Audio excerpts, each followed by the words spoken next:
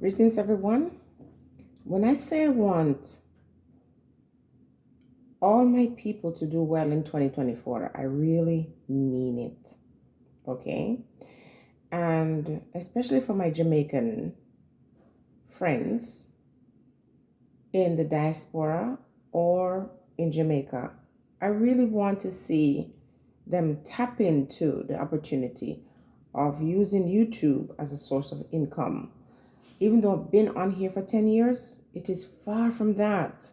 It is not there, but I think when you maintain a positive mindset, anything that seems impossible can become possible. I'm doing this video to reach out to Winston, or otherwise known as, Mary, Bobo, and John Chewey. And I'm reaching out to you. I have done that before, and I know how to reach you privately, but I am doing this video publicly because somebody else can benefit from what I have to say. Okay? Now, I'm responding to the video you uploaded talking about having a herbal termination. I'm going to use that word. And in this video, I want to talk about depression. I want to talk about that thing that you have to dig deep to find, that positive mindset, and also recognize that you have the power in your own hands. Sometimes we're waiting for other persons to make it happen to us, and it's never going to happen. Sometimes you're just going to have to take that bull by the horn, and you're going to have to hold that spirit, hold that angel. You're going to wrestle with the angel until morning, and you're going to say, I am going to wrestle with you until you bless me. But we can't do that with people. We can't wrestle with human beings to make us great. We can't wrestle with people to do for us what we can do for ourselves. Okay, Winston? So I want you to understand from the onset that the intention of this video is to uplift you, is to encourage you. It is to point out some things that you are probably unaware of, because sometimes it takes another person to show us the thing so we can understand ourselves and so we can do different. So ultimately, the decisions in life to go forward and to be successful can only come from you, but we certainly can, receive love and support from other persons. But we can't just depend on them. We can't wait for them. If I was to sit here and wait for someone to bless me, OMG. If I was to sit here and wait for, the platform to acknowledge what I bring, I would be so discouraged. I would be so heartbroken. If I was waiting for the dollar sign to prove my worth or to prove that I deserve to be on this platform, I would be long gone. Understand that. Now, I am not a psychologist, but I think you, Winston, could benefit from some counseling of some sort. Someone you trust, whether it be in the Rastafarian community or some brethren or someone that you can reason with, because you clearly have trauma. And the trauma you carry is no different from the one that I carry. I have trauma too. And it's taken a long time for me to really get over some things. But at the end of the day, I have to get over it. I have to force myself to get over it, even if I have to seek counseling. So when I hear you guys saying that you're thinking of using herbal medicine to eject a baby that is now forming within Mary's womb, it really jarred my nerve. It threw me back. I don't personally believe that you do plan to have this. I think you're using that as a strategy to reach out to people to let them know how desperate you are. And I'm going to say that before we even talk about that road that you're considering about not having this baby, we want to look at the whole issue of poverty. And I'm going to tell you that poverty is a mindset. Because you see, the dollar, the paper money, it is not real. It is magical. And so the money is not what makes you great. it might allow you to, create a situation around yourself to be great. So it's not the poverty why you're going to consider doing this thing. Because if truth be told, most of us that are on earth, we're here born from parents that had nothing. And if you look at history and look at some of the things that have happened in our ancestry, the poverty, the, abuse, the horrible things that our foreparents have gone through. And in the face of all of that, they stood up and overcame. And I have my own personal stories of things that felt like it was going to break me, but it didn't. Okay, so poverty should be only considered if you're going to say, I'm going to bring a child in this world and I don't want my child to experience poverty. So you use that as that reason to behave a certain way. But we're talking about a child that's already forming in the womb. This would not be the time to use poverty as an excuse to get rid of that. Okay? And in your video, you talk about, your love for each other and your intimate situation and how magical and sweet that experience of two persons coming together. And during that time, you're not thinking about the outcome. You're just thinking about the sweetness of that physical encounter. And that is where we make our mistakes. So again, we don't make babies. We do things to create that environment in which that baby can come. And so because of that, I'm going to be honest in saying that when I saw the video where she said she was pregnant, I thought it was just to catch someone's attention until I realized she was, really saying, yes, I'm pregnant. And as a human being, yes, it did caught my attention, and I felt some kind of way. I was thinking to myself, wow, why didn't you guys finish your room before you bring on that? Because that's a lot of responsibility. And I'm thinking it's our responsibility to protect our children, to create environments in which our children can thrive. And yes, a lot of us are born in spaces where you have one room and everybody stays in that one room and everybody stays on that one bed, and it was not necessarily the best environment. It's not something I would encourage. But when the child is already there and you find yourself in that situation, it is really your responsibility to ensure that if you're going to introduce more people to the family, you have to have a plan.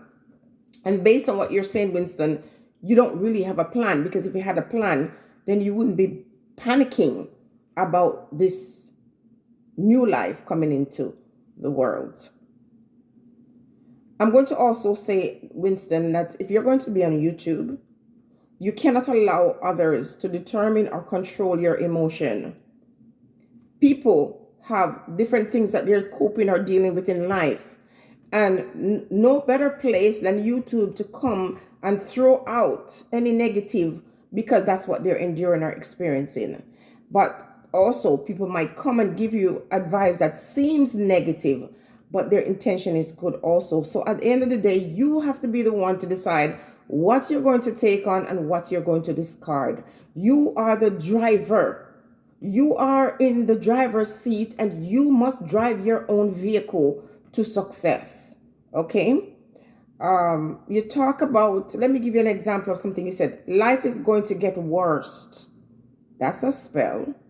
That's a curse. And it never came from any of the subscribers or the people who view you. These words are coming out of your life. Therefore, as you speak them, as above, so below. As you open your mouth to say these things, they will manifest in your life. So some of the things that you're going through are as a result of the words that you pronounce over your own life. You say you're going to be off YouTube, and it sounds like a threat. It also sounds like someone giving up. And I'm asking you to stop doing that. When you plan to be off YouTube, you can choose to do so because, you have autonomy.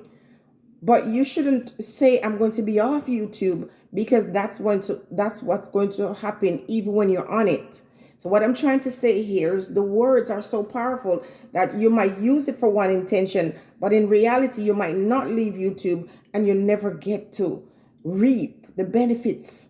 And I understand it. I said it in my first video to you. I understand what it's like to put content out there and to feel like you're suffocating. To say that you're getting $100 every 3 months. OMG, I get that. I understand it's not a nice feeling, but there are things that you can do. You can look at what is working and what's not working. And what you can do, even though you're a family, Mary, you can create a channel and do not link it to the original channel. And you can do videos with you and your baby girl, talking girly things. You can really create something where there's a backup plan where if things are not working with the original one, you can bring your own, thing to it. You understand the herbs, you understand skincare. You can show how you're washing your baby's hair. You can show how you twist it. You can talk about your experience as a person in a biracial relationship. You can talk about your situation as someone in an interracial relationship, or, age gap relationship. Look at these topics that you could talk by yourself. So when you're together in your family channel, then you're doing something separate in your individual space, because Mary, you're still your own person. You have your own autonomy. Okay. Now, in terms of you guys talking about people donating to your housing project, remember, we all could use donors. We all could, benefit from some help here and there. No one is too great, for the most part, that we can't receive some blessing, but we cannot force people. And sometimes, even if they wanted to give, when we speak like we expect them to, it'll turn them off. They'll be offended, because a lot of times when people give, they really don't have it. Okay, so as you ask for the donation, nothing is wrong with you asking. Nobody's forcing anyone to give you. But if you're not receiving it the way you think you should, then you have to be very cautious about how you relay that message. Okay? Now, let's talk about you as a Rastaman asking to sell sperm. I don't know if you're being sarcastic, Winston. But if truth be told, who's going to really be buying your sperm? Not that they're not good. I'm just saying, who's going to be doing that when people can always enter into relationship with people to achieve that? So I'm not sure where you're going with that. My question to you is, what about the herbs? What about the food that you prepare? You're living on fertile land, Winston. And like you say, you're not a lazy person. So what about coming up with the idea of shipping herbs to people who can't find these things? When I look at the land where you live, it's lush. Something like dried coconut will sell, shaved and shipped, dried and shipped. Something like cocoa that we used to make, or chocolate tea. These are rare commodities. I cannot remember the last day I had a hot cup of chocolate. What about coffee beans, dried coffee beans, pounded coffee beans, dried and pounded cassava, cinnamon leaves? These are all things that people will buy. And you have a platform. This is your platform to advertise. So you might not be making money on YouTube, but YouTube will not prevent you from promoting your own business, word of mouth. You guys have a lot of subscribers. So there's something inherent in what you are displaying that requires attention. Some point down the road, your spirit got broken, Winston. And we all understand that at one point or the other, our spirits gotten broken by people, or we're disappointed in life.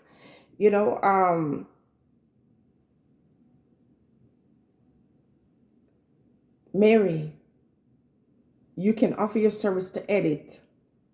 For years, I've been doing my YouTube channel, and I don't know how to edit. And there are times when I had to reach out to subscribers to help me do something, a banner, my son Randy helped me with my banner. Folks help me with different things. I don't know, and it's like something in my brain just shuts off. I don't want to learn.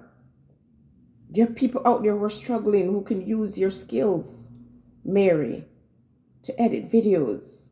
You have to market yourself. You have to think of a niche market. What I want you to understand, people are moving from different parts of the world to come to Jamaica because Jamaica is a magical place. And when people come to Jamaica, even when their channel does terribly, when they take a trip to Jamaica, that's the most views they get. You are there in the middle of the Amazon, surrounded by beauty. And you have to let go of the past. You have to forget about what happened in the past, what didn't happen. You have to let it go. It's not an easy thing to do, but you have to focus now on where you're at and make it happen, make it work. You're asking Trump to hire you as his personal security. And nothing is wrong with that, Winston. But it also points out something that is a consistent theme. You're asking another man to guarantee your own security. So even though you're saying I can be your security, you're saying I want a good condo. If you can do these things and make it happen, if you can do this, make it happen for me. That's a constant theme. You have to say, how can I do this for myself?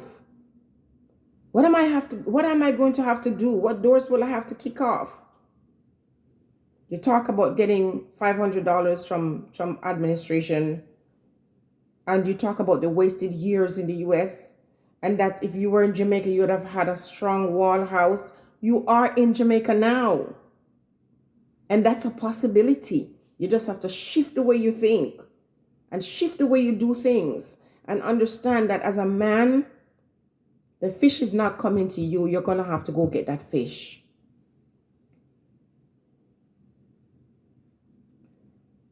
You're going to have to get out from under the shadow, Winston. Whatever that shadow is, and we all have them. These shadows that want to hold us back, but we have to fight to shed light on them and to cast it off. Though good and light must exist, darkness and light, or day and night, must exist together in one space. We have to learn to control both. We have to know when it's okay to invite the shadows and when to cast the light. Get out from under the shadow, Winston. It's in your mind.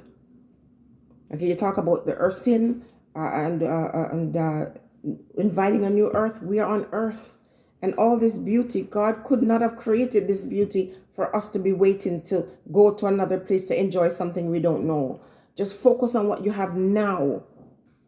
Pay attention to healing your mind, healing yourself, and putting that positive vibration out there. You say, this is what I'm going to do.